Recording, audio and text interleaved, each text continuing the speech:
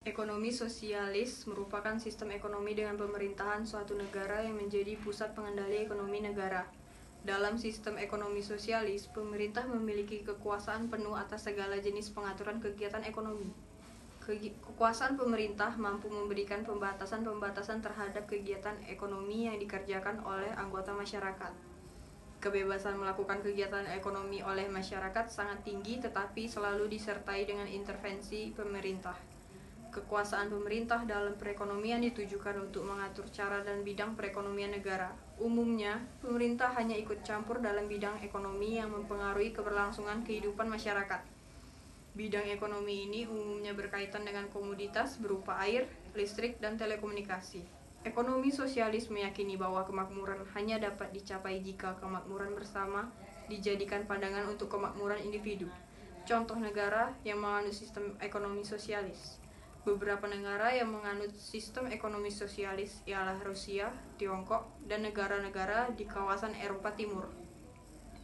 Hubungan sistem ekonomi dan produk hukum dari sistem ekonomi sosialis yaitu sistem ekonomi yang mengatur dan membantu pengambilan keputusan yang ada di dalam produk hukum dari sistem ekonomi sosialis, seperti mengaturnya banyak dan bagaimana produk-produk dan jasa-jasa yang dibutuhkan untuk dihasilkan. Kemudian adanya pengaturan tata susunan organisasi ekonomi agar dapat menjawab persoalan-persoalan ekonomi untuk mewujudkan tujuan nasional suatu negara tersebut.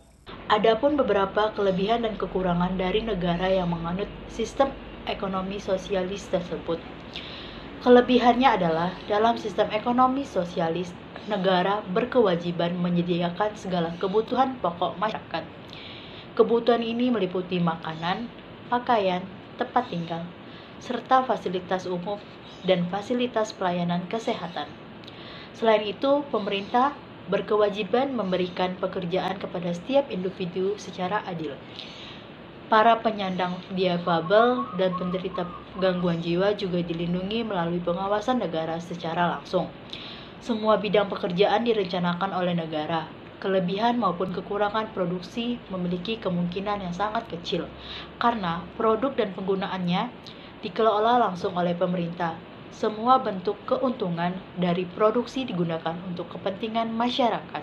Kekurangan yang terdapat dalam sistem ekonomi sosialis sebagai berikut.